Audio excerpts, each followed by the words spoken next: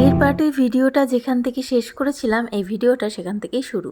তো আমরা এখন আবার বেরিয়েছি বিকেলবেলা, যাব একটু আমাদের এই রিসোর্টের সামনের সি বিচটাতেই। তো চলো আসি। আর দাদাভাই আর ও এখনো আসেনি, ওরা আসছে, আমি আর দিদি বেরিয়ে এসেছি।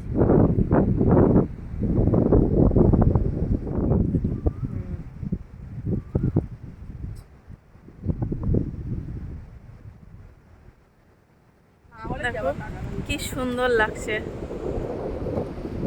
তবে সকালে জলটা আরো অনেকটা এগিয়ে ছিল, এই যে এই ভেজা অবধি দেখতে পাচ্ছ, এই অবধি জলটা ছিল। দুপুরে তো আরো অনেক পিছিয়ে গেছিল, এখন আবারও একটু এগিয়ে এসছে।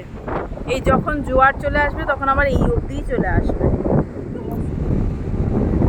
তো এখন আমরা দাঁড়িয়ে আছি ঝাউবনটার সামনে, মানে এই পিছনেই রিসর্ট আর সামনে এই ঝাউবনটা, আর তার সামনে হচ্ছে এই যে সমুদ্রটা। আর দারুণ হাওয়া দিচ্ছে, এখন দারুণ হাওয়া দিচ্ছে বিকেলবেলা। আর সমুদ্রের হাওয়াটা এত ভালো লাগছে, ঠান্ডা হাওয়া, আলাদাই রকম লাগছে। আর সমুদ্রটাও দেখতে খুব সুন্দর লাগছে। কালকে তো বিকেলে আমরা একদম বেরোতেই পারিনি, প্রচণ্ড বিদ্যুৎ চমকাচ্ছিল। বৃষ্টি খুব একটা না হলেও বিদ্যুৎটা ভীষণ চমকাচ্ছিল। তো আজকে বেরিয়েছি, এখানে বিকেলের এই পরিবেশটা না ভীষণ মনোরম, দারুণ।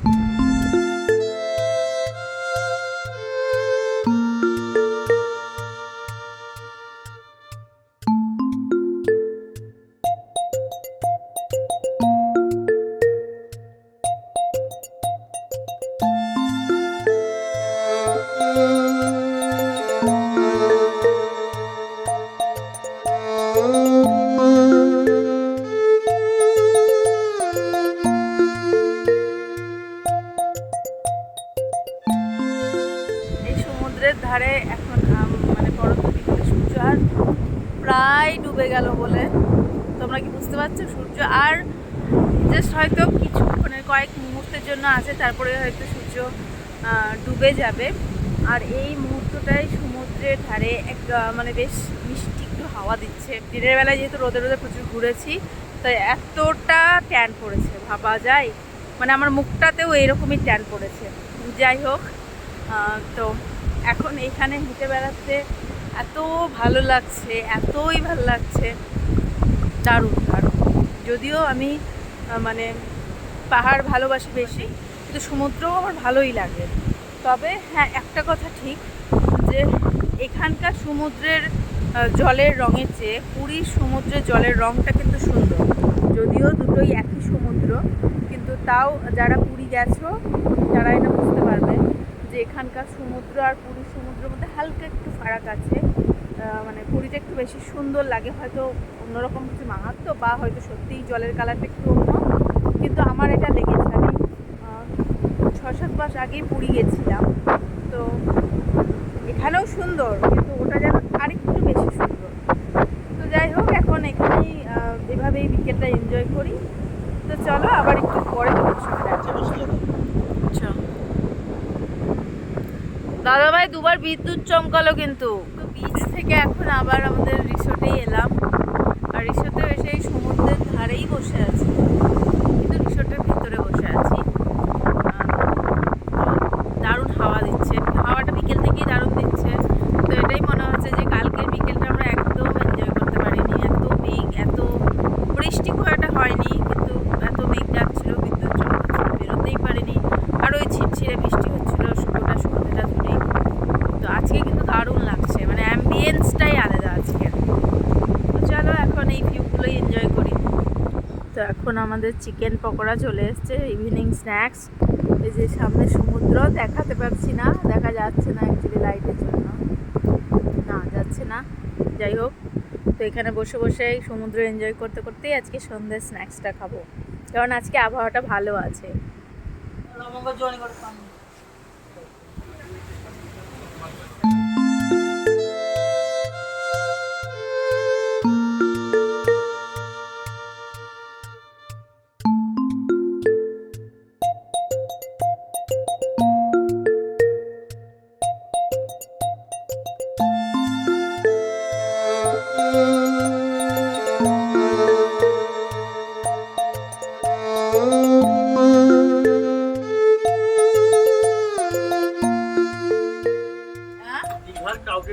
তো এখন একটু রুমে আসলাম, আবার একটু পরে তখন ডিনার করতে আবার বেরোবো।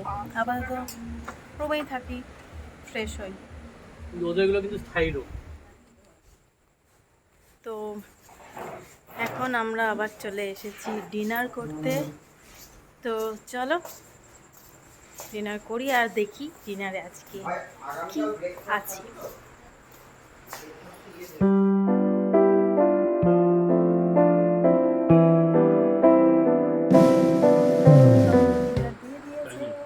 Chinese fried rice. তো চলো ডিনারের মেনুটা দেখা যাচ্ছে, Chinese fried rice and chilli chicken.